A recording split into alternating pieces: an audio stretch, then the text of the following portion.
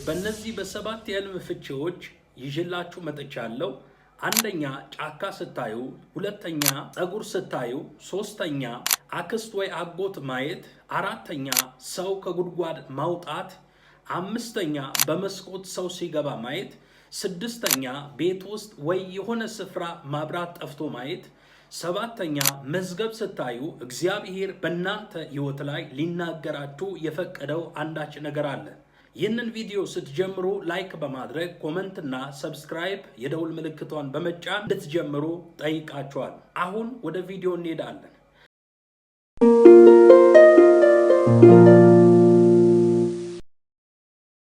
የመጀመሪያው ጫካ ማየት። ጫካ እንደ ሁኔታው ፍቺው ሊለያይ ይችላል። ለምሳሌ ለምለም እና ያማረ ወይም ጨለማና የሚያስፈራ ጫካ ስታዩ ትርጉሞች ሊለያዩ ይችላሉ። በመጽሐፍ ቅዱስ ውስጥ ጫካ አብዛኛው ጊዜ ከህይወት ጉዞ፣ ከመንፈሳዊ ሁኔታና ከእግዚአብሔር ጥበቃ ጋር ይያዛል። ጫካ ስታዩ የጥላና የጥበቃ ምልክት ነው። ጫካ ማየት የዛፎች ስብስብ በመሆኑ መጽሐፍ ቅዱስ ዛፎችን ከሰዎች ወይም ከጽድቅ ህይወት ጋር ያመሳስለዋል። ጫካው ለምለምና ደስ የሚያሰኝ ከሆነ በእግዚአብሔር ጥላ ስር መሆናችሁንና በህይወታችሁ ውስጥ ፍሬያማ መሆናችሁን የሚያሳይ ህልም ነው። በመዝሙር ምዕራፍ 1 ቁጥር 3 ላይ ሲናገር እርሱም በውሃ ፈሳሾች ዳር እንደተተከለች ፍሬዋን በየጊዜዋ እንደምትሰጥ ቅጠሏም እንደማይረግፍ ዛፍ ይሆናል ብሎ ይናገራል። ይህ ማለት በነፍስህ ተደስተ በጸጋ ተከበህ መሆንን የሚያሳይ ህልም ነው። ሌላው ደግሞ ይህ ስፍራ የመንፈሳዊ ግራ መጋባት ወይም የፈተና ስፍራ ሊሆን ይችላል። ጫካ ውስጥ መንገድ ጠፍቶብህ ከሆነ በህይወትህ ውስጥ ግልጽ ያልሆነ ሁኔታ እንዳለና ወይም በፈተና መካከል እያለፍክ መሆንን የሚያሳይ ህልም ነው። ልክ እንደ ኤልያስ በጫካ ውስጥ እንደተሸሸገው እግዚአብሔር የምትፈልግበት የብቸኝነት ጊዜ ወይም የዝምታ ጊዜ ሊሆን ይችላል። በኢሳይያስ ምዕራፍ 40 ቁጥር 3 ላይ የአዋጅ ነጋሪ ቃል የእግዚአብሔርን መንገድ በምድረ በዳ ጠረጉ፣ ለአምላካችንም ጎዳናዎችን በበረሃ አስተካክሉ ይላል። ይህ ክፍል እንደሚናገረው እግዚአብሔር በመንገዳችሁ ላይ መሪ እንዲሆንላችሁ የሚጠይቅ መልእክት ነው። ይህ ስፍራ የመደበቂያ ወይም የደህንነት ስፍራ ነው። በመጽሐፍ ቅዱስ ውስጥ ዳዊት ከሳኦል ሲሸሽ በጫካ ውስጥ ይደበቅ ነበረ። ይህንን ህልም ባያችሁ ጊዜ ከጠላት ወይም ከክፉ ነገር ለማምለጥ እግዚአብሔር የሰጣችሁን መሸሸጊያ ሊያሳይ ይችላል። እግዚአብሔር አምላክ በችግር ወይ በመከራ ጊዜ ጠባቂ እንደሚሆን የሚሰጥ የተስፋ ቃል ነው። ጫካው ሲቃጠል ማየት ይህ መንፈሳዊ ማጥሪያ ወይም የሚመጣውን ወጀብ ሊያመለክት ይችላል። ደረቅና የሞተ ጫካ ካያችሁ መንፈሳዊ ድርቀት ወይም በህይወት ውስጥ መቆረጥ ያለባቸው አሮጌ ነገሮች እንዳሉ የሚጠቁም ህልም ነው።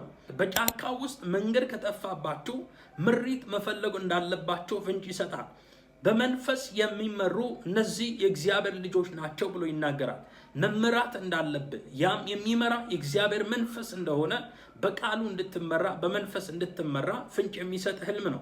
ጫካው ለምለም ከሆነ አምላክ እግዚአብሔር ለህይወት ያዘጋጀው በረከት በምስጋና መጠበቅ እንዳለብህ ፍንጭ ይሰጣል። ጫካው ሰላማዊ ከሆነ እግዚአብሔር ከሱ ጋር ጊዜ እንድታሳልፍ ፍንጭ እየሰጠ፣ ስለዚህ ይህንን ፍንጭ የሰጠበትን መረዳት ይዘህ እንድትጸልይ ጌታ እግዚአብሔር ያመለክታል።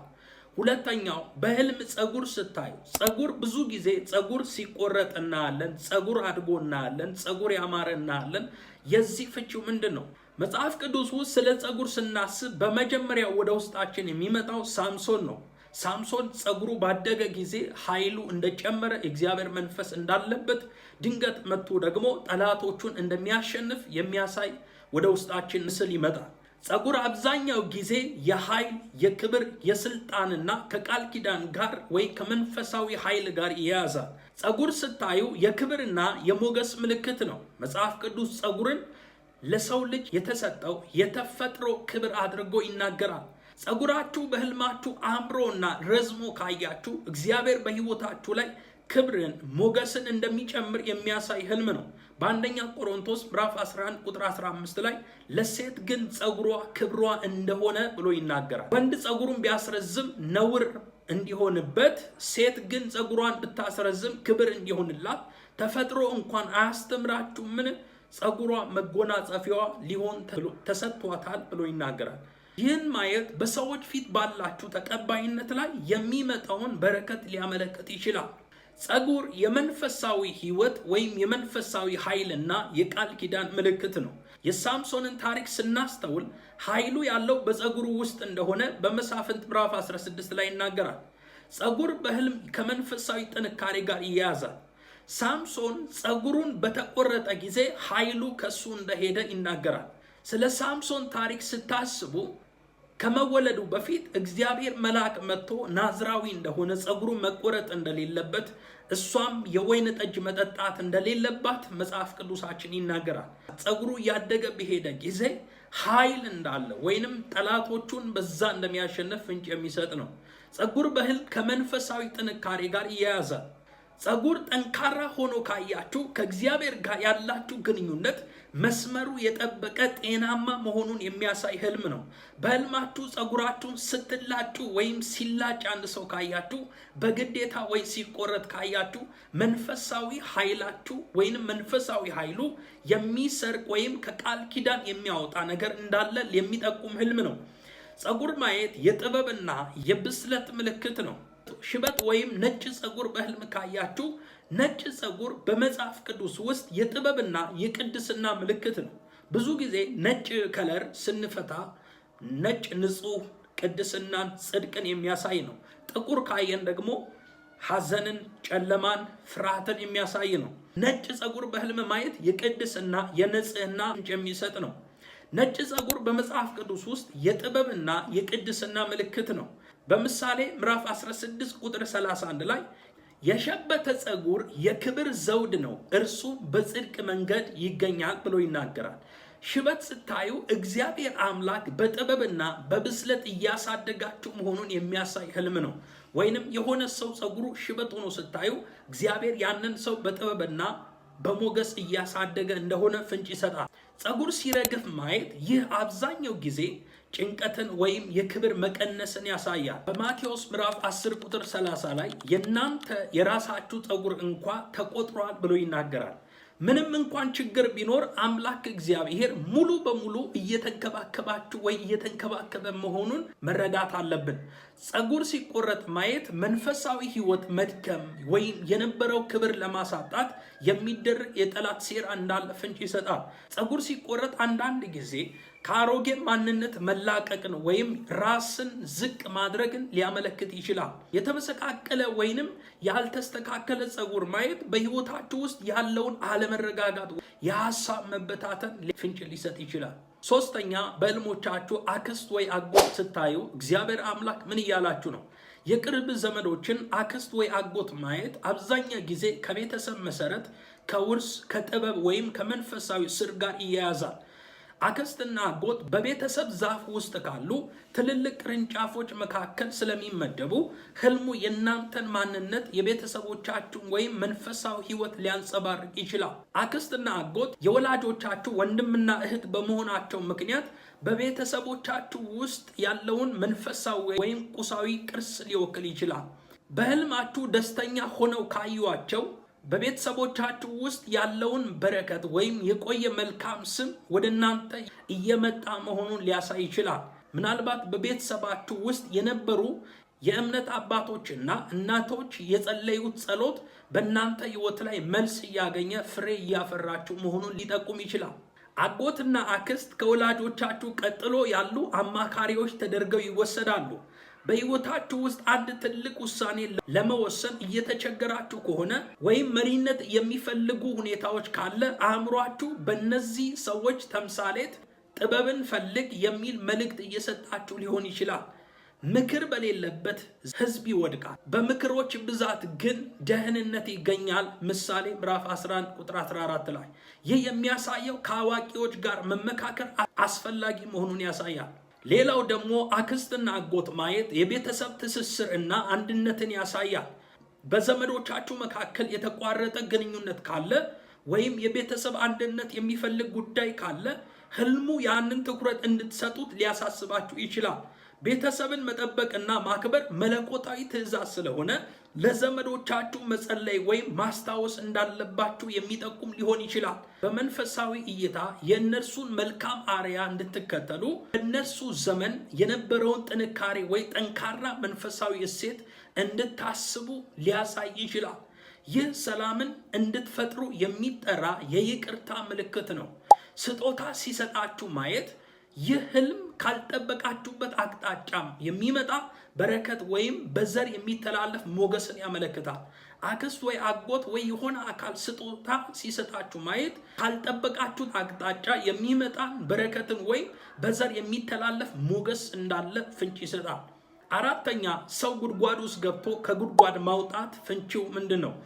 እጅግ በረከት ያለውና የአዳኝነት የርህራሄ እንዲሁም የተልእኮ ምልክት ነው። ጉድጓድ በመጽሐፍ ቅዱስ ውስጥ ብዙ ጊዜ መከራን፣ ወጥመድን፣ ኃጢአትን ወይም ተስፋ መቁረጥን ያመለክታል።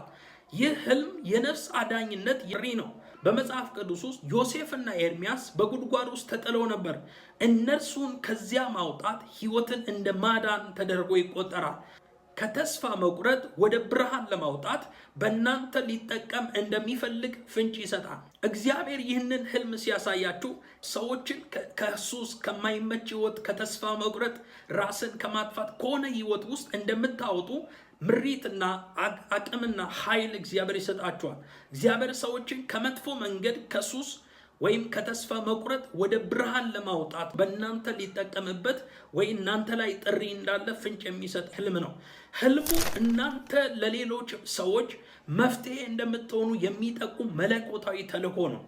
ሁለተኛ ደግሞ ከጥፋት ወይም ከሞት መታደግን ይጠቁማል። በህልማችሁ ያወጣችሁትን ሰው የምታውቁት ከሆነ ያ ሰው በህይወቱ ውስጥ ትልቅ ጭንቀትና አደጋ ውስጥ ሊሆን ይችላል።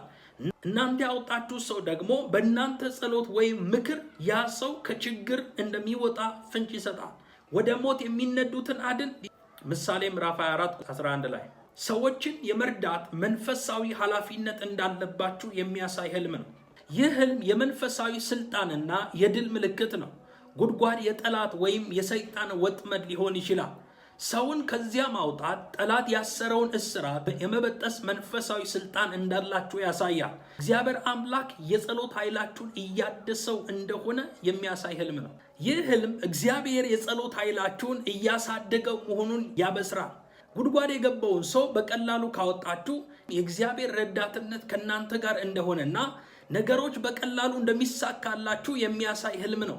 የማታውቁትን ሰው ካወጣችሁ ይህ ትልቅ መንፈሳዊ በረከት ነው።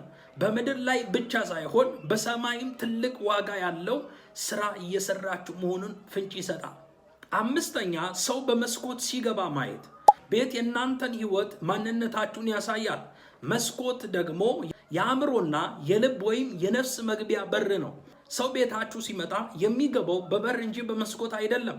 በመስኮት በኩል ሰው ሲገባ ማየት አብዛኛው ጊዜ ካልተለመደ ወይም ካልተፈቀደ መግቢያ ጋር ይያያዛል። በመጽሐፍ ቅዱስ ውስጥ በበሩ ሳይሆን በሌላ በኩል የሚገባ ሰው ሌባ ወይም ወንበዴ ነው ብሎ ይናገራል። ጌታ ኢየሱስ እንዲህ ብሏል፣ በበሩ የማይገባ በሌላ በኩል የሚወጣ እርሱ ሌባም ወንበዴ ነው ይላል በዮሐንስ ወንጌል ምዕራፍ 10:1 ላይ። ይህ ህልም በህይወታችሁ፣ በቤተሰቦቻችሁ ወይም በስራችሁ ላይ ያልተፈቀደ ተጽዕኖ ለማሳደር የሚሞክር መንፈሳዊ ወይም ስጋዊ ኃይል እንዳለ የሚጠቁም ህልም ነው። ግላዊ ህይወታችሁ ወይም መንፈሳዊ ሰላማችሁ ሊታወቅ እንደሚችል የሚሰጥ ጥቆማ እንደሆነ ፍንጭ ይሰጣል። ይህ ህልም በሌላ አቅጣጫ ሲፈታ አንድ መረጃ ወይም መገለጥ ሊሆን ይችላል። መስኮት ብርሃን ወይም አየር የሚገባበት ነው። በህልሙ ፍርሃት ካልተሰማ አንድ አዲስ ሰው ወይም አዲስ ሐሳብ ወደ ህይወት ሊመጣ እንደሆነ ፍንጭ ይሰጣል። አንድ ሰው ወይ አንዳች ነገር በመስኮት በኃይል ሰብሮ ወይ ገፍቶ ከገባ በህይወታችሁ ውስጥ ያለ እናንተ ፈቃድ ጣልቃ የሚገባ ሰው ወይም የጠላት ውጊያ እንዳለ ያሳያል። አንድ ሰው በሰላም ከገባ ያልጠበቃችሁት እንግዳ ወይም መልካም እድል በድንገት እንደሚመጣ የሚያመለክት ህልም ነው። በመስኮት የሚገባ ሰው ሌባ መስሎ ከታያችሁ በጸሎት መጠንከርና ቤተሰቦቻችሁን እንዲሁም በረከታችሁ መጠበቅ እንዳለባችሁ የሚያሳይ መንፈሳዊ ማስጠንቀቂያ ሊሆን ይችላል። ስድስተኛ፣ ቤት ውስጥ መብራት ጠፍቶ ማየት። ቤት ውስጥ መብራት ጠፍቶ ማየት እንደ ሁኔታው የሚለዋወጥ መልእክት ቢኖረውም አብዛኛ ጊዜ ከመንፈሳዊ ንቃት፣ ከጭንቀት ወይም ከመመሪያ ማጣት ጋር ይያዛል። መጽሐፍ ቅዱስ ብርሃንን ከእግዚአብሔር ቃል ጋር ያገናኘዋል።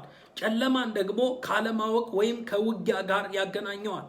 መብራት ሲጠፋ ማየት ያለ እግዚአብሔር ምሪት መንቀሳቀስ እንደሆነ ፍንጭ ይሰጣል። መዝሙር 119:105 ላይ ሕግ ለእግሬ መብራት ለመንገዴም ብርሃን ነው ይላል። በቤታችሁ ውስጥ መብራት ጠፍቶ ማየት በሕይወታችሁ ውስጥ ግራ የተጋባችሁበት ወይም የእግዚአብሔርን ድምፅ ለመስማት የተቸገራችሁበት ሁኔታ ሊያመለክት ይችላል። ውሳኔዎችን ከመወሰናችሁ በፊት ቆም ብላችሁ መጸለይና መመሪያ መፈለግ እንዳለባችሁ የሚጠቁም ህልም ነው። በተመሳሳይ መንገድ ደግሞ የደህንነት እና የሰላም መጨነቅ መታወክን ፍንጭ የሚሰጥ ነው። ቤት የሰላምና የደህንነት መቆያ ስፍራ ነው። በዚያ ውስጥ ጨለማ መሆን ደግሞ በቤታችሁ ወይም በግል ህይወታችሁ ውስጥ ጭንቀት፣ ፍርሃት፣ አለመግባባት ሰርጎ መግባቱን ሊያመለክት ይችላል። ጠላት በቤተሰቦቻችሁ ሰዎች ላይ የሚሰነዘረውን መንፈሳዊ ውጊያ ሊያመለክት ወይ ሊያሳይ የሚችል ህልም ነው። በዚህ ጊዜ ነቅቶ መጠበቅ እንዳለባችሁ እግዚአብሔር እየተናገራችሁ ነው። በማቴዎስ ወንጌል ምዕራፍ 25 ላይ ስለ 5ቱ ሰነፍና ስለ 5ቱ ልባም ሰዎች ይናገራል። ቁጥር 8 ላይ ሰነፎቹም ልባሞቹን መብራታችን ሊጠፋብን ነው፣ ከዘይቱ ስጡን አሏቸው። እነዚህ ልባሞች ከዘይቱ ከሰጡ የራሳቸው ሊጠፋ ስለሆነ ሄዳችሁ ከሱቅ አምጡ። በዚህ ክፍል ላይ ሙሽራውን ለመቀበል የሚያስችለው መብራት ነው። መብራቱ ደግሞ የሚበረው ዘይት ካለ ነው። በዚህ ክፍል ላይ እንደዚህ ይላል፣ የእኛም መብራት እንዳይጠፋ ሄዳችሁ ከሱቅ ግዙ አሏቸው። ይህ ህልም የመንፈሳዊ ህይወታችሁ መቀዝቀዝን ሊያመለክት ይችላል። ዘይት የሚለው በውስጣችሁ ያለውን ቅዱስ የሆነውን የእግዚአብሔር መንፈስ ነው። ከእግዚአብሔር ጋር ያላችሁ ግንኙነት ዘይት እንደሚያስፈልገውና መንፈሳዊ ማንነታችሁን ማደስ እንዳለባችሁ የሚሰጥ ጥቆማ ነው። እንደ ህልሙ ሁኔታ ትርጉሞች ይለዋወጣሉ። መብራቱን ለማብራት እየሞከራችሁ ካልበራ በራሳችሁ ጥረት ብቻ ለመውጣት እየሞከራችሁ እንደሆነና የአምላክ የእግዚአብሔርን ጥሪ መጠበቅ እንዳለባችሁ የሚያሳይ ህልም ነው። ቤት ውስጥ ወይ የሆነ ቦታ ድንገት መብራት ሲጠፋ ካያችሁ ያልታሰበ መሰናክል ወይም የሐዘን ወሬ ሊኖር እንደሚችል ፍንጭ ይሰጣል። አስቀድሞ በመንፈስ መዘጋጀት እንዳለባችሁ፣ መጸለይ እንዳለባችሁ ጌታ እያሳሰባችሁ ነው። በጨለማው ውስጥ ብርሃን ፈልጋችሁ ካገኛችሁ መከራው ጊዜያዊ መሆኑንና አምላካችሁ እግዚአብሔር መውጫ መንገድ እንደሚያዘጋጅላችሁ የሚናገር ተስፋ የሚሰጥ ህልም ነው። 7ኛው መዝገብ በህልም ካያችሁ። መዝገብ ማየት እጅግ ጥልቅ ትርጉም ካላቸው ምልክቶች አንዱ ነው። መዝገብ አብዛኛ ጊዜ ከዕጣ ፈንታ፣ ከምስክርነት፣ ከትውስታና ከመለኮታዊ ፍርድ ጋር ይያያዛል። ይህ ህልም እንደ ሁኔታው ትርጉሙ ሊለያይ ይችላል። ይህንን ህልም ባያችሁ ጊዜ የህይወታችሁ መጽሐፍና ዕጣ ፈንታችሁን ይወስናል። በራእይ ምዕራፍ 20 ቁጥር 12 ላይ መጽሐፍትም ተከፈቱ፣ ሌላ መጽሐፍትም ተከፈተ፣ እርሱም የህይወት መጽሐፍ ነው ብሎ ይናገራል። በህልማችሁ ትልቅ ወይም ብሩህ መዝገብ ማየት ስማችሁ በእግዚአብሔር ዘንድ የታወቀ መሆኑንና ሰማያዊ እውቅና እንዳለባችሁ ሊያመለክት ይችላል። ህይወታችሁ በእግዚአብሔር ቁጥጥር ስር መሆኑንና ለወደፊት ተስፋ እንዳላችሁ የሚያሳይ ህልም ነው። ይህ ህልም ምስክርነት፣ የታሪክ ማስታወሻ ሊሆን ይችላል። መዝገብ የተሰሩ ስራዎች የሚሰፍሩበት፣ ስም የሚዘገብበት ወይ የመጣውና የቀረው ሰው የሚታወቅበት ስፍራ ነው። በህልማችሁ አንድ መዝገብ ላይ ስማችሁ ወይም ስራችሁ ተጽፎ ካያችሁ ላደረጋችሁት መልካም ነገር እግዚአብሔር አምላክ ዋጋ ሊሰጣችሁ መሆኑን የሚያሳይ ፍንጭ የሚሰጥ ነው። ገበታና ታራ የሚባሉ ጃንደረቦች ንጉሥ አርጤክስስን ለማጥፋት ለመግደል በተማከሩ ጊዜ መርደኪዮስን ይህ መረጃ ለንጉሱ ነገረ። ይህ ነገር ለመርደኪዮስ ጽፎ በመዝገብ ተጽፎ ተቀምጧል። አንድ ጊዜ ከንጉሱ ዘንድ እንቅልፍ ሸሸ ብሎ ይናገራል። መዝገብ ተከፍቶ በሚነበብበት ጊዜ ንጉሱን አርጤክስስ ከነዚህ ጃንደረቦች እንዳዳነ በተነበበና በተነገረ ጊዜ መርደኪዮስ ይህን መልካም ነገር አድርጎ ምን ተደረገለት ተባለ። ለመርደኪዮስ በዚህ መልካም ስራው ምንም አልተደረገም የሚል መልስ ሲሰጥ ለመርደኪዮስ እንደዚህ አድርጉለት ብሎ ንጉሱ ምላሽ ሰጠ። ቀለበቱን ሰጠ፣ ሰረገላ ላይ አስቀመጠ። በከተማ ውስጥ እንዲዞርና በሰዎች ዘንድ ትልቅ ክብር እንዲደረግለት ርስት እንደተሰጠው የሚያሳይ መልእክት አለው። መዝገብ ማየት ያደረጋችሁት መልካም ነገር ተመዝግቦ ወይ ሊመጣ ያለ ነገር የድልና የምስጋና ጊዜ እንደቀረበ የሚናገር ፍንጭ የሚሰጥ ነው። መዝገቡ ጥቁር ወይም የሚያስፈራ ከሆነ የሰራችሁትን ስህተት በንስሐ እንድትገቡ ወይም የንስሐ ጥሪ ሊሆን ይችላል። መዝገብ ማየት ወይ አዲስ የሆነ ምዕራፍ ኒው ቻፕተር የምትጀምሩበት ጊዜ እንደሆነ ፍንጭ ሊሰጣችሁ ይችላል። አዲስና ንጹህ መዝገብ ማየት በሕይወታችሁ ውስጥ አዲስ ምዕራፍ ልትጀምሩ እንደሆነ የሚያሳይ ህልም ነው።